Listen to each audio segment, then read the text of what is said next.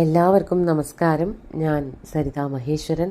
ഇന്ന് ശ്രീമദ് വാൽമീകി രാമായണത്തിൻ്റെ ബാലകാണ്ഡത്തിലെ 60-ാമത്തെ സർഗത്തിൽ 8 മുതൽ 15-ാമത്തെ ശ്ലോകം, അതിൽ ആദ്യത്തെ വരി വരെയുള്ളതായിട്ടുള്ള അത്രയും ഭാഗത്തിൻ്റെ അർത്ഥം നമുക്ക് നോക്കി പോവാം.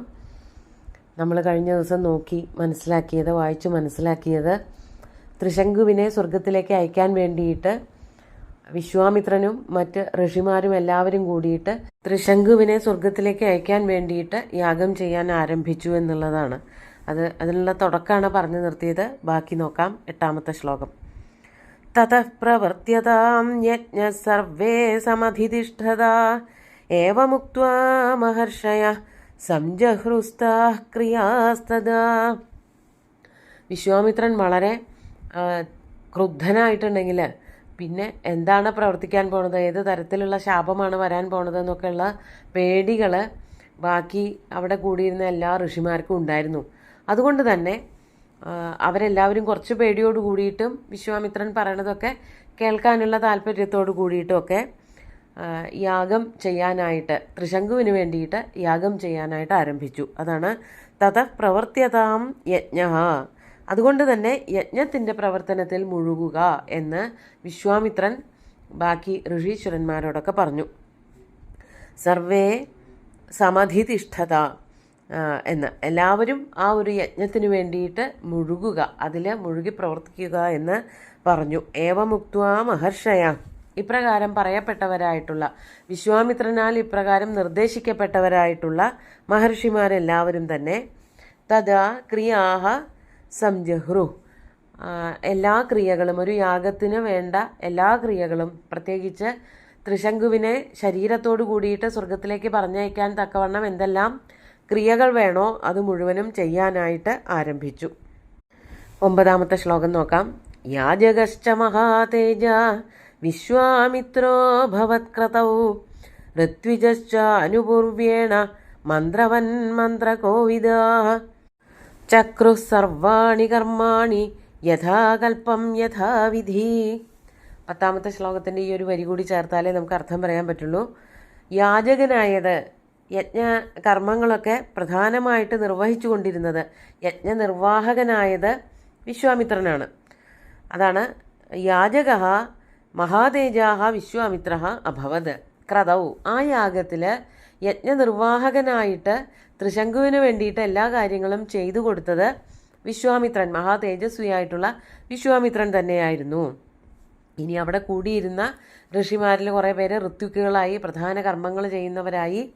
അവരെല്ലാവരും കൂടി ഋത്വിജഃ ആനുപൂർവേണ മന്ത്രവൻ മന്ത്രകോവിദാഃ, അവിടെ കൂടിയിരുന്ന ഋത്വിക്കുകളെല്ലാവരും തന്നെ മന്ത്രങ്ങൾ ആനുപൂർവ്യം, അതായത് ക്രമമനുസരിച്ച്, ആനുപൂർവേണ മന്ത്രകോവിദാഃ ഋത്വിജഃ ആനുപൂർവേണ മന്ത്രവത് യഥാകൽപ്പം യഥാവിധി സർവാണി കർമാണി ചക്രു.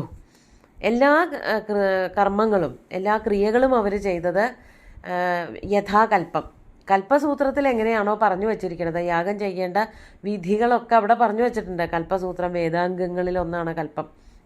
ആ കൽപ്പസൂത്രത്തിൽ പറഞ്ഞ വിധിക്ക് അനുസരിച്ച് യഥാവിധി സർവാണി കർമാണി ചക്രു. ഈ ഋഷീശ്വരന്മാർ, ഋത്വിക്കുകളായിട്ടുള്ള എല്ലാവരും കൂടി ചേർന്നുകൊണ്ട് എല്ലാ ക്രിയകളും വളരെ ഭംഗിയായിട്ട് തന്നെ നിർവഹിച്ചു. എന്നിട്ട് അതിനുശേഷം എന്താ ഉണ്ടായത്?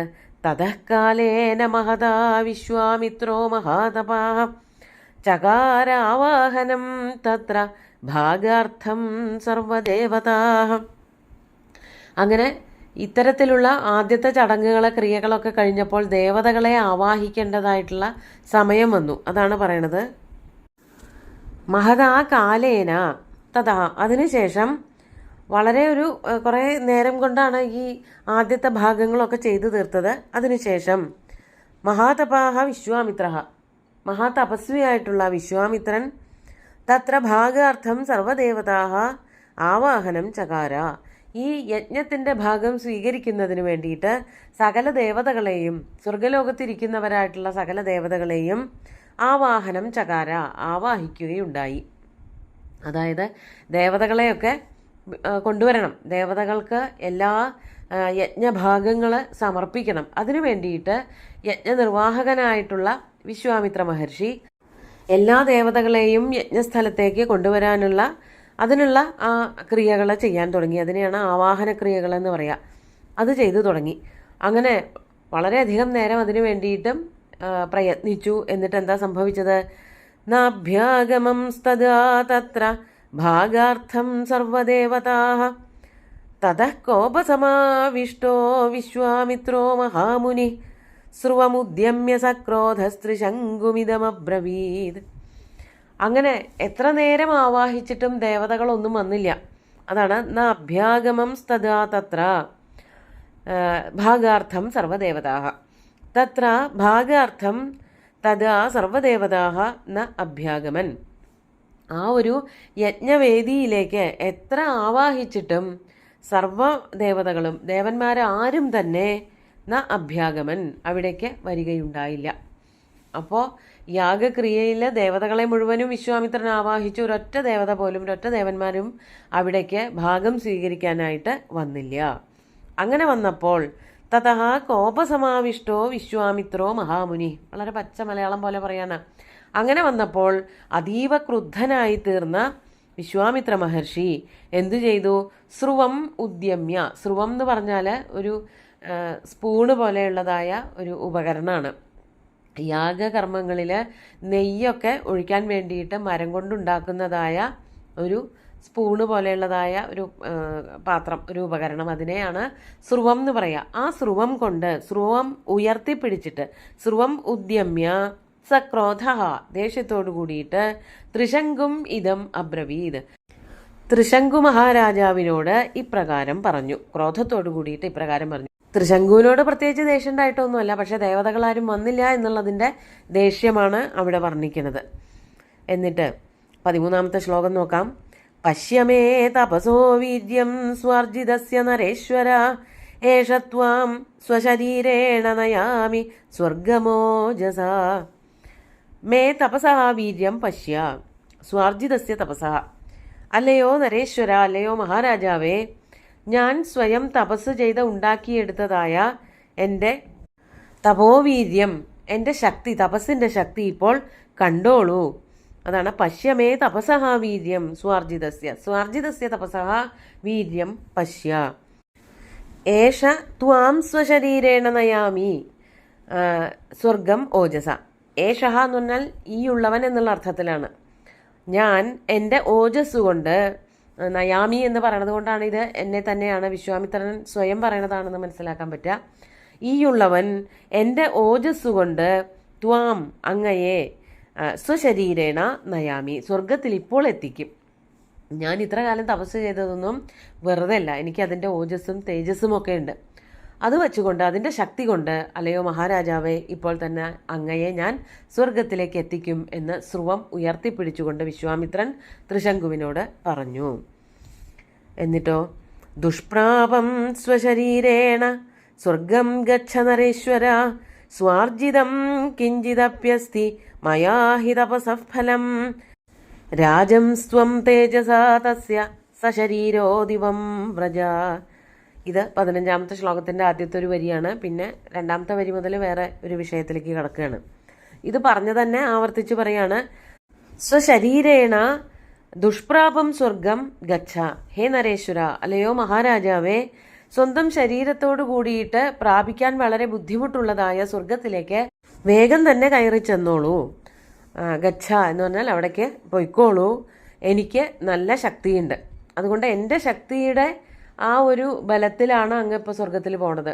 ദേവന്മാരെല്ലാവരും ഈ ഭാഗം സ്വീകരിച്ചിട്ട് അങ്ങയെ കൂട്ടിക്കൊണ്ടു പോകണമെന്നായിരുന്നു എൻ്റെ മോഹം. പക്ഷെ അതൊന്നും നടന്നില്ല. ആരും വന്നില്ല, ദേവന്മാരാരും വന്നില്ല. അതുകൊണ്ട് ഞാൻ തന്നെ എൻ്റെ തപസ്സിൻ്റെ ശക്തി ഉപയോഗിച്ചുകൊണ്ട് അങ്ങയെ സ്വർഗത്തിലേക്ക് കയറ്റിവിടുകയാണ്. അതാണ് സ്വാർജിതം കിഞ്ചിദപ്യസ്തി മയാഹി തപസഃ ഫലം. എനിക്ക് എൻ്റേതായിട്ടുള്ള സ്വാർജിതമായിട്ടുള്ള തപസഃ ഫലം കിഞ്ചിത് അഭി അസ്തി. എനിക്ക് എൻ്റേതായിട്ടുള്ള തപസ്സിൻ്റെ ബലമുണ്ട്, കുറച്ചൊക്കെ ഉണ്ട്. അതായത് ഇങ്ങനെ അങ്ങയെ സ്വർഗത്തിലേക്ക് കയറ്റിവിടാൻ തക്കവണ്ണമുള്ള ശക്തിയൊക്കെ എനിക്കുണ്ട്. ദേവന്മാരുടെ സഹായമൊന്നും ആവശ്യമില്ല, എന്നെ കൊണ്ട് തന്നെ പറ്റും എന്നാണ് ഇവിടെ പറയണത്.